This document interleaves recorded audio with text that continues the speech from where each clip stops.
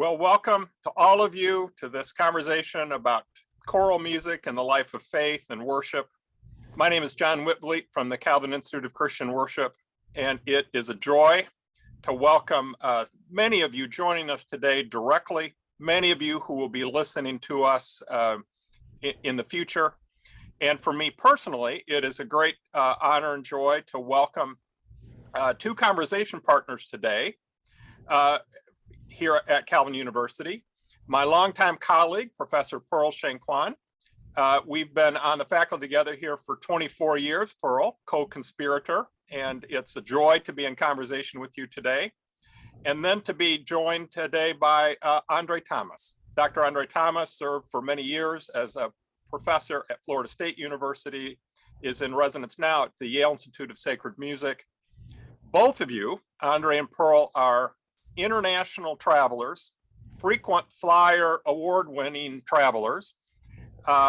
You hold, between the two of you, probably some amazing record for the number of all-state choirs that you've led.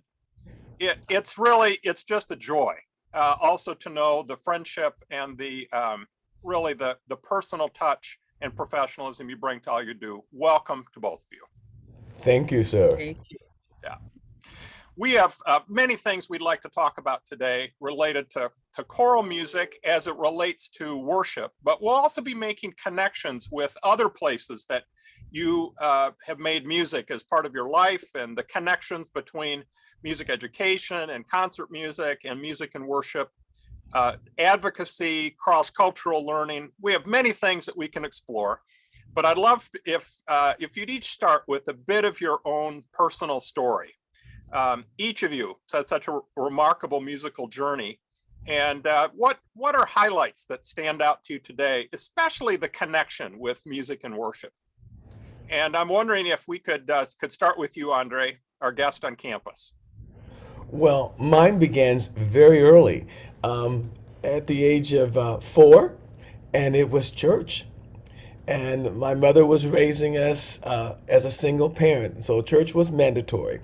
And so I was at church. I guess it was 5, and there were 2 ladies who were the directors of church, And I'd watch Miss Bethel and Miss Crane, and they'd have their robes on, and they were going. And I came home from church, and I had a toy piano. And I was banging on that piano. And my mother said, "That sounds like What a Friend." I said, "You want to hear What a Fellowship too, Mama?" And I was just playing on that. And then she looked at me and she says, "I'm not going to have a musician. You're not going to be a musician." And so I didn't get a piano, but almost 6 months later, a delivery arrived. And they said, "We have a delivery for André Thomas." She says, "He's 5 years old. You don't have," she says, "Yes, we do." And one of the members of the church sent me that first piano. Oh, And that church, to this day, I served them until I left I guess I was 26 when I got married.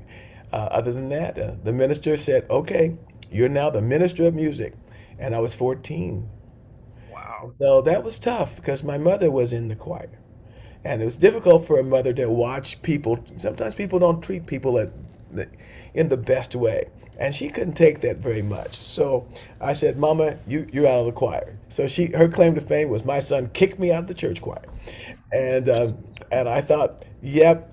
And they tried to get her to go back to the what they call the mother's board choir for the old ladies in the church. She said, "Oh no, my son kicked me out some 25 years ago." But it's been a part of my life since the beginning, John. Hmm.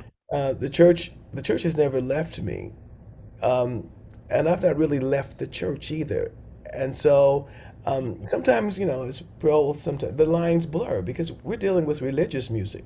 And I remember one of my graduate students said, "Do you read the Bible every day?" I said, "No, I teach choral music." And if I teach choral music, you ask me the story of Elijah, I can tell you the whole bit. Yeah, and it's powerful. And even today, it is still powerful. As I've had some students come up and when they shouldn't hug my neck, they'd hug my neck and they say, "I was having emotional difficulty, but I'm in rehearsal. It's different for me now. Thank you, thank you, thank you." Wow. Just because the power of music and the power and God using that power of music really changes. And I tell Absolutely. people, look, music can be an unfaithful mistress, but it is just my tool to reach people. And if that's in my forefront, life is good. That's good. Beautiful. And what an amazing thing. And that sending that piano when you were young. I think we can plant some seeds today. I think somebody out there has got to send a piano to a young person. So we're off to a great start. But thank you. Pearl, how about you and your story? Yes, I also grew up in the church, just like Andre. Piano lessons and church choirs were mandatory in my family. And I was an extremely shy kid. To this day, I have that kid still living in me. And one day, my dad said, I think, Pearl, you got some little talent in there. If you do go end up in music, you must give your very, very best. You're that one talent. You give your very best to God. Hmm. And that stayed with me all these years. And to talk about some of the travel, to this day, I remember sitting in a church with the Calvin Women's Choral in Soweto, South Africa, Hmm. in a church in a shack with nothing, no instrument, no nothing. We were sitting on these very cheap plastic chairs, but it was such a 2 hour, 2.5 hour service, a glimpse of heaven, Hmm. just absolutely transported. I remember presenting at a conference in Singapore and sitting there and being hit with beautiful Savior. I mean, the words came to life in such a different way. So it's kind of mixed all of that in there. And it's just a joy and thrill to be doing this. Yeah, absolutely. Well, and you've each made music on, concert halls around the world. Again, all state choruses, major university campuses. But to see that connection with music and worship, that's also a part of this, and for us to have this opportunity. So I'd love to follow that up and ask you about some heart songs on the choral side and choral music that you most love to lead in the context of worship. Um, I'm reminded of a cartoon I saw some years ago, a choral director sitting in front of two stacks of music, and one was music I want to do before I die. And then there was another stack, music where I'd rather die before I had to do it. It was very tall. Anyway, it was a great cartoon. But the point was, life's short. Let's do music that is really compelling, that really brings people together, that really meets deep pastoral spiritual needs. What are some things that really stand out for you that you really love to lead in a worship context? Pearl, could I start with you this time? Oh, wow. Okay. That's really hard to narrow down. And just like any choir director, I have the yes, the maybe, the absolute no. I have found, especially in recent years, my close collaboration with Dan Forrest have been a very productive and fruitful collaboration each time that I have done his music. As I tell my choir members, a conductor's back has a special sensor. And I could always tell when the congregation is absolutely there with you. Yeah. And even in congregation that are very kind of calm, I would often get an amen from the back there, and I'm like, go for it. But so his music has a very special resonance for me and my choirs. And can it be that I should gain? Great is thy faithfulness, and many other such things. Now, the classical conductor in me love if I do the Crucifixus. I'm in the middle of preparing Bach B minor Mass right now. Yeah. Crucifixus in the context of Maundy Thursday. Yeah. And you stop on that chord, you can come back on Easter morning and burst out in Et Resurrexit. Yeah. How's that? Yeah. That's good. I'll be there to experience it. Yeah. And to I feel that. also, yeah, I also love music from different cultures. Yeah. And when we do it either in that culture, so we've learned South African music here, sang it there, that synergy, Yeah. or do other music here, and it's just there's a special synergy in doing this kind of global music in worship context. Yeah. Thank you. Andre, how about you? Well, like Pearl said, that's really difficult to narrow down, because my church follows me no matter where I go. Yeah. So whether or not I'm on the concert stage or I'm in the hall, in the actual sanctuary, it varies. It varies on the need of where I am. Yeah. David Hill asked me in an interview with Organ and Choirs, what are my favorite pieces? And I said, you can't ask me that because you're going to ask me which one is my favorite child, and that will depend on the day Yeah. of what they are. And so I remember, Pearl, my first time conducting the B minor, and that was transforming. But so was the Christmas oratorio for me. I was introduced to the Christmas oratorio as a 16-year-old freshman at Friends University, and we sang the whole bloody thing every year. And to this day, that is ingrained in my heart, you know. But you got to remember my background too. Yeah. Uh, and when I think of something, I can, uh, last night when we were working with the gospel choir and we started "I Will Trust in the Lord," you know. Oh yeah, absolutely, and I think it's because uh, it's text. Yeah. It's text and how the text ministers. Eve Ely once said, every piece of music must have a story, and you've got to find that story in that piece of music. Yeah. And when I think about I will trust in the Lord, and I think of all the saints that have been here and the ones that have gone, and how they have persevered, under all of that, that piece comes right up there with the B minor mass. And Yeah. it's like, yes, Yeah. absolutely. Um, and, I could go on and on with all these various kinds of pieces. But I will say, um, sometimes that favorite piece, it's kind of like your favorite choir, and it's kind of like the one you're in front of, or the one you're studying, Yeah. you know. And if I can't feel that that's my favorite piece, that I can't dive into that, that's my parameter to say, somebody else should do that one and not you, Yeah. and that's okay. I think it's text and context.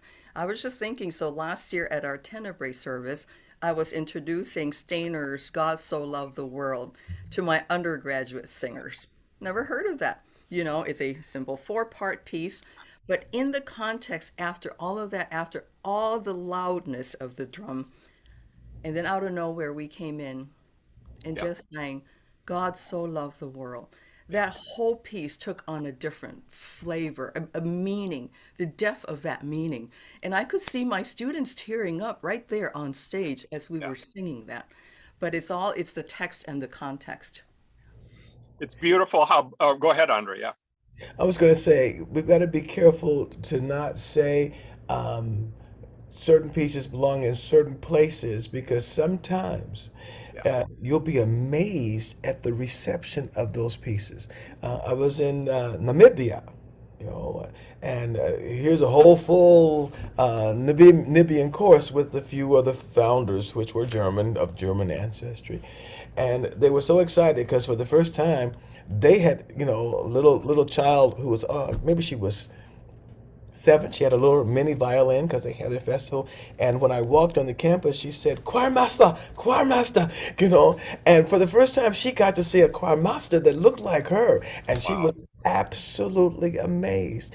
And Wow. as the choir sang Kwamashu for me, and then we went into Handel's Zadok the priest, Wow. my bass section, if you know the end of that, they did it a different way because they had a move to it. Yeah.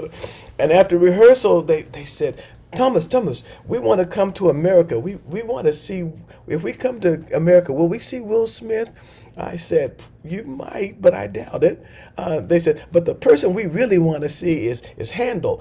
And I said, well, you'll have to go to heaven first to see Handel, but he left a lot of music for you to learn. And so don't negate it Yeah. because you come in different places and you have to give them those opportunities. Right. If I may piggyback on that, I once premiered a piece called Gabriel by Paul Caldwell and Sean Ivory.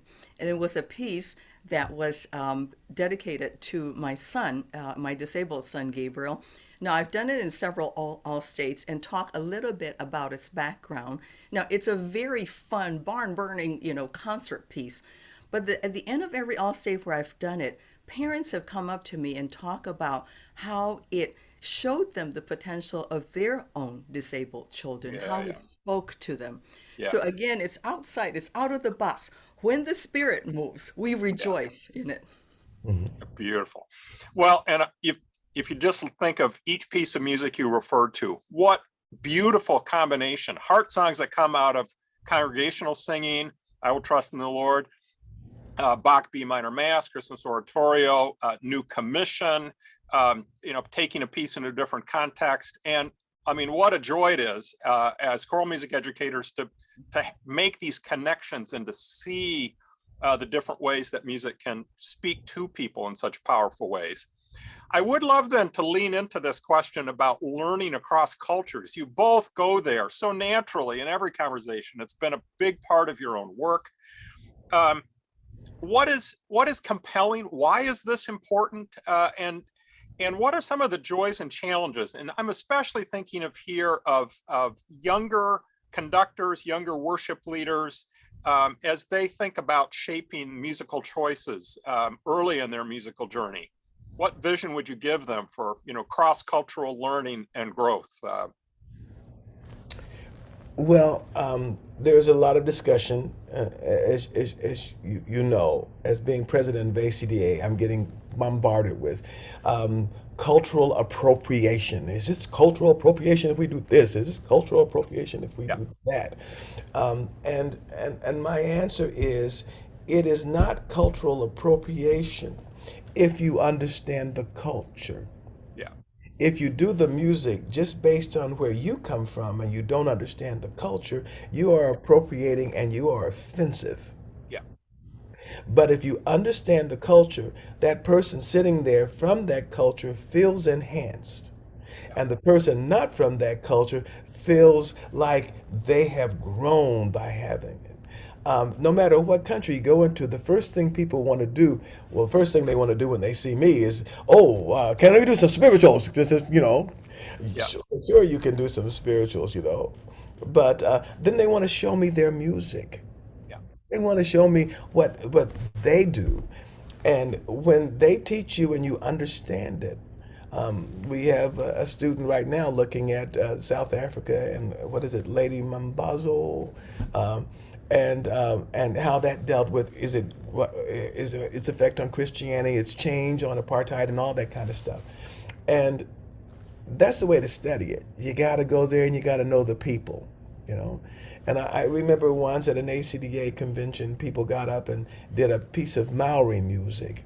And I remember the people from the Maori Nation contacted me and said, please tell them not to do that, you yeah, know. And they had choreographed it and danced it, and it was one of their sacred pieces. It wasn't a war song. And that's when you don't understand the culture.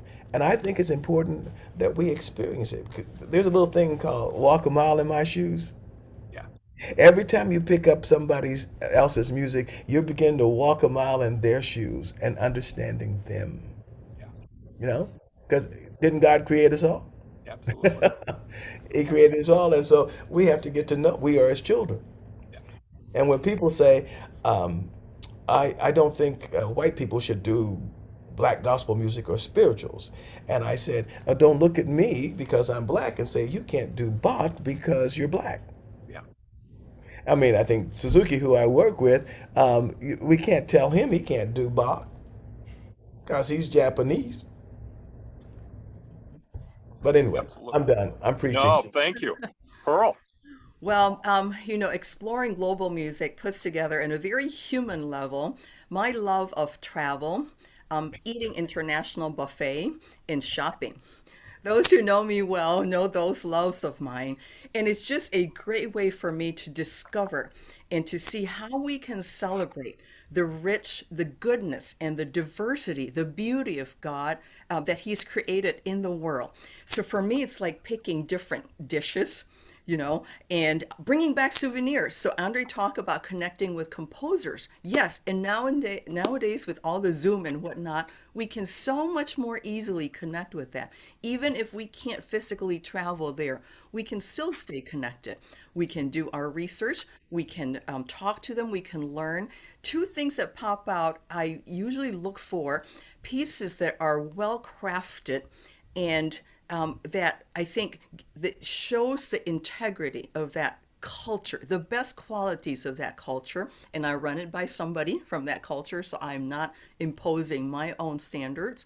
Something with historical significance, so that I can then begin to understand what it must have felt like. What did it feel like as a mom in that culture? What did it feel like as a worker singing this rice picking song or whatever?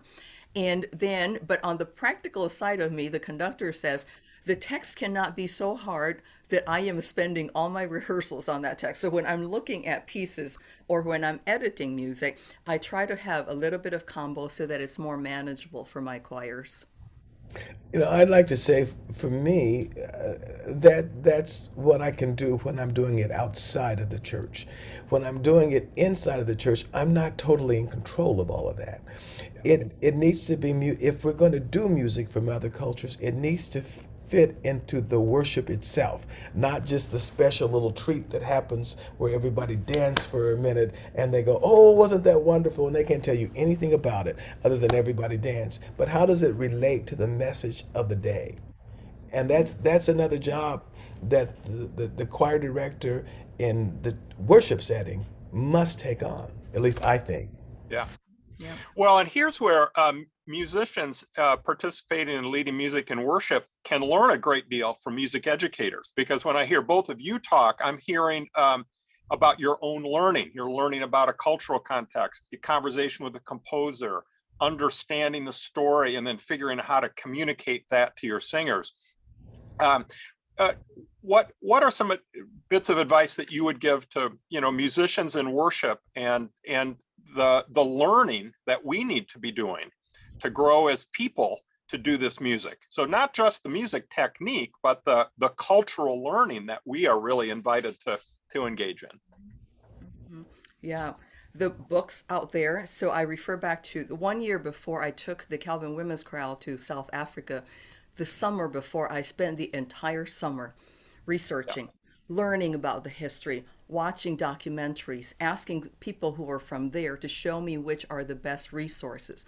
There were some days when I couldn't even read the book because yeah, my heart was so broken to yeah, hear of its history and then to live through that. So a year before taking my young singers to the jail cell where Nelson Mandela was for 18 years of the 26 or 7 years he was in prison, I started trying to live, trying to imagine what it's like. How can I help my students to better relate that he could not hold his own child for many years except through a glass and such? So research is available here, connecting with people from there, books, and there's just a ton of it. And I find that it's that research that really helped inform the musical choices and the learning with it too. And for me, I agree absolutely with Pearl, but I think the oral is very important too as you begin to study that music. You got to hear it. It's one thing to read about it, but it's yeah, another thing to hear it. And I think I think that's super important as well. yeah, Right. Now, reading in the context of history, nowadays we're very fortunate that we have a lot more oral samples that we can really hear and to hear their choirs or somebody from their coaching. I yeah, love working with international coaches. yeah. Well, powerful. And part of me is also thinking about how much learning we really need to be doing and how beautiful it can be in a local context too. Church by church, neighborhood by neighborhood, and the multiple cultures that are so proximate, and yet in worship we often separate ourselves. Musical cultures that become very distant from each other, even though congregations might be near each other. Any insights from your work as educators about the musical cultures that live in our cities, our neighborhoods, and what we can be learning and doing like that also? I'll let you go first, Pearl. I love it when I have singers in my choirs who are from different cultures. Yeah, I try to celebrate that and have them actually, you relate to them in a different way. Yeah. when they're presenting things from their culture, even if they're working with me about diction or something about their musical experience. So that's a really great way to connect. If there are none, I love encouraging people to be adventurous, be curious, Yeah. try it. Try it. And even if you make a mistake, it's better than to just say, sometimes we are so afraid to make a mistake that we don't even attempt it. And if we can reach out, perhaps there's a larger group of immigrants within our communities. We can certainly connect in that way. Or maybe your church sponsors a missionary or sponsors an organization. There are so many ways that you can connect the dots and be creative about it. I remember as a kid growing up, I hated spirituals. I just really hated them because it was one thing what I heard at church, and then I got to school. Yeah. I went to South High School. Our school song was Dixie. Um, there were three black Mm. students out of 3,000, and only one black teacher who was my sister. And she wasn't even there the first year because she was having my nephew, but she taught English and German. And I went into the choir room, and the teacher started with, "Soon we'll be done with the troubles to do it, with the troubles to do it." And I went, and then she looked over at me and she says, "Andre, you take that solo." And if you know the piece, there's no solo in that. I, Right. there's no solo here. She says, "You know what you guys do." And I went, I Right. hate this music. Yeah. You got to be careful that that as you begin to integrate people from another culture, that you find a way and are comfortable, that they are comfortable in the what you are asking of them to share. Otherwise, you Yep. might drive them in the other direction, and that's what you don't want to do. You don't want to drive them in the other direction. You want to keep them involved. And I remember when the preacher from First Baptist came to Tabernacle Baptist and preached his first summer in the Tabernacle. When he finished, he kept rubbing his forehead. He was profusely sweating, and he says, "Oh Lord, I've never preached like this before. Those people just kept me going the whole time." I said, "Yeah, it's a two-way conversation between you and the minister, and that's a cultural thing." And he found in himself, "Oh wow, that was exhilarating." Wow. Yeah, that Yeah. was exhilarating. A spirit of curiosity, a spirit of humility, Yeah. as Andre talked about, wanting to learn. And we're lifelong learners, no matter how much experience we've gained.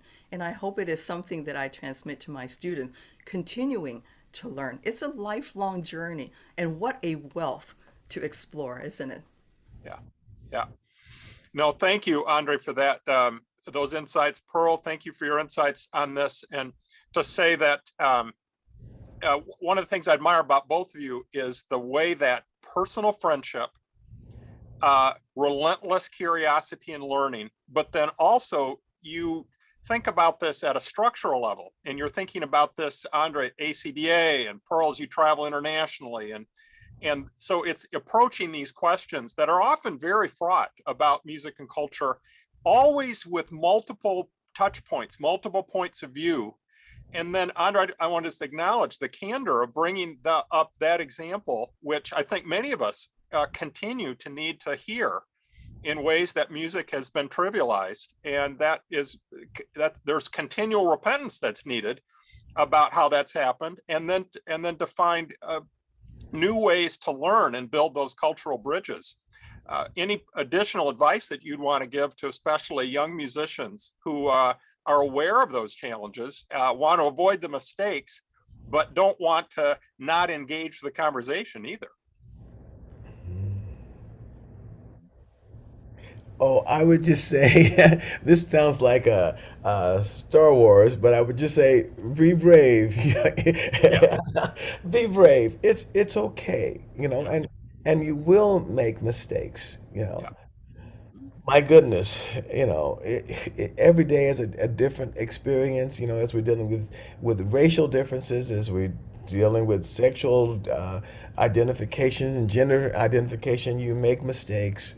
you know. But the one thing that I keep in the bottom of my heart is that person's heart is the most important. And if I can do something not to devastate the inner spirit Yeah. of whoever or whatever, whoever I'm dealing with, then I'll make the change. Yeah. I would also encourage young conductors, young teachers, to don't be afraid to approach people. Yeah. Maybe you see Andre at a conference, say, Dr. Thomas, Yeah. I have learned through my journey that when I speak with these greats, I mean, you can just come up and talk to them. They are so open to Yeah. try to work with you. And that's such a great resource. But sometimes when you're a young conductor, you might think, well, they're kind of way out there. So I would just really encourage you. So many of my own personal experiences have been because I've been courageous enough to say, you know what, you don't know me from Adam, but can I ask you something? Or can I ask you to commission something? Yeah. And for us old guys, it's it's important that we realize that we don't know it all. And sometimes there'll be a little young whippersnapper that will have done this or that. And sometimes it's good to just sit back and listen and Yeah. go, oh, okay. Yeah. And especially when have some of those little whippersnappers or people you taught, you just sit back and what is that sung by your students? You'll be taught. Yeah. Absolutely. And I think that's probably why we're still here, because we have that flexibility to listen and continue to learn, even from the young ones. I studied with the late, great choral giant, Dr. Joseph Flummerfeld, and mantra of being lifelong learners. Never. I mean, he must have prepared Beethoven ninth gazillion times, but each time he goes back there, but that whole spirit permeated how he taught his students. And seeing Robert's show, I mean, the same thing, conducting all these large works. Before he walked on stage, he's still with the score and everything. It's, I think, developing that lifelong learning skill and teachability that Yeah. we continue to learn and to be teachable. Well, I think be brave and be teachable. That's a pretty good pair, I'd say. I think our session, we've already got the heading for the article that will come out of this session. It's a powerful message. I'd like to explore next a topic, conversation related to advocacy. And I know that both of you are strong advocates for choral music in schools, community context, congregations. Um, but choral music is, beautifully flourishing in some places, but it struggles in others. And to be honest, it struggles in a worship context. Many of the congregations that once had very strong choirs that fed into school and community choirs no longer do. So, what reflections do you have as advocates for choral music based on your travels and work in so many different contexts? And what lessons and advice would you pass along? Well, I think probably in my role as president of ACDA, um, often I sometimes have to use my voice as that to get through to the non-musician, because the non-musician sees the organization and sees the presidency of the organization and begins, and where that one little lone teacher is all by herself. Or in one case in the state of Connecticut, when they pulled their all-state music because it was a virtual performance, and there was a just for 10 seconds there was a sign in this protest that said Black Lives Matter, so they yanked it off. And those teachers were, and they didn't know where to go, so they came back to us, Yeah. you know and then we wrote our letter. Needless to say, the video is up and going and well, and all that, but sometimes you have to look ahead, and you have to become that voice. Last week I got another note from a representative in Florida, because Congressman Clyburn is introducing a bill to make Lift Every Voice and Sing the national anthem. Sometimes you have to step into those places, and sometimes they're not necessarily comfortable, Yeah. and you don't necessarily make a friend, but sometimes advocacy has to come with gentle but strong persuasion. Good. Thank you. And Pearl. I try to share when I'm presenting at conferences or when I'm conducting elsewhere or with my own students, two things that particularly jumped out at me. You know, last year, March 2020, I will touch briefly on COVID.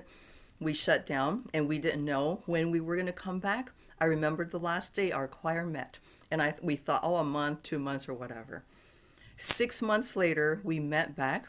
We were distanced 6 to 9 feet, wearing these heavy masks.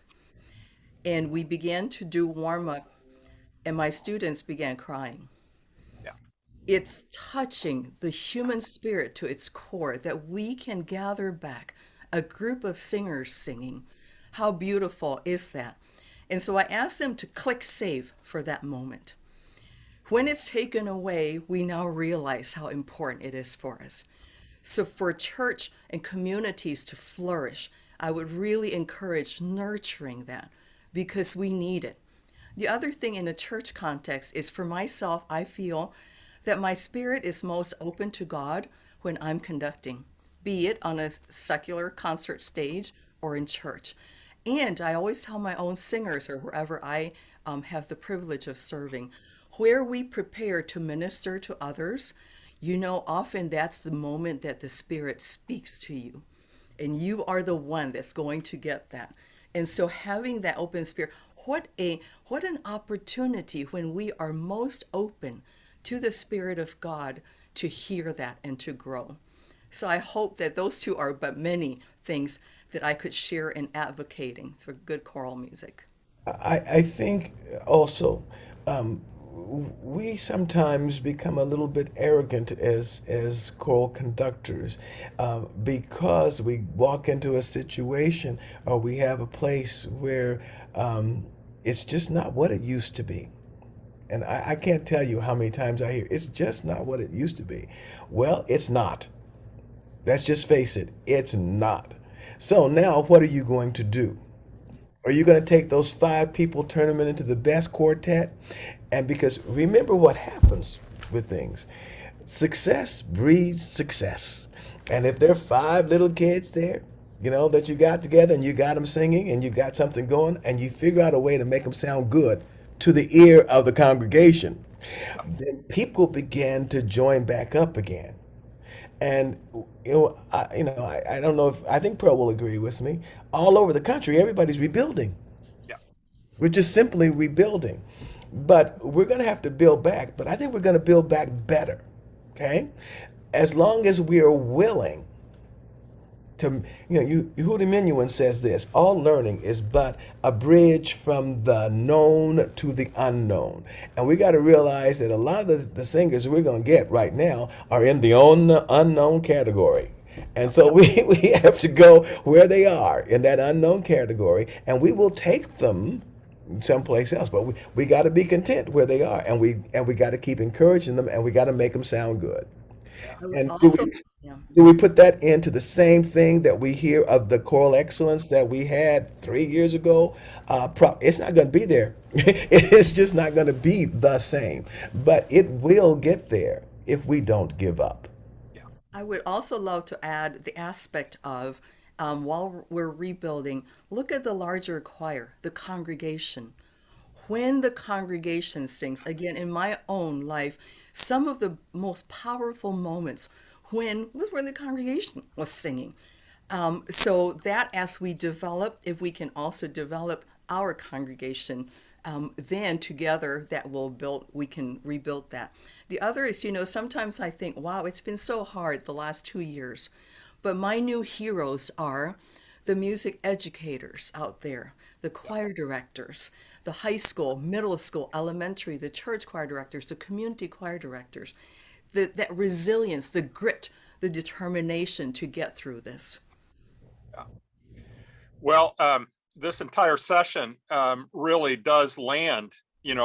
We pray we're headed toward the end of COVID here soon, but this invitation, and I think maybe that's in the next few minutes to end on this note of strong invitation, that there's a tremendous need for healing, for the bridge building that music can do, tremendous need, tremendous opportunity. If we could put one thing on the hearts and minds of non-musicians, but who lead organizations and communities, it might be pay attention to the possibilities of music making as meeting the deep needs of your community.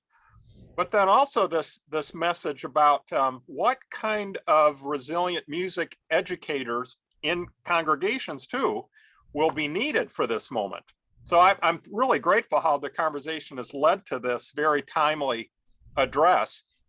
And so perhaps if I could ask you to each, give a bit of a closing pitch here, speaking into that profound need.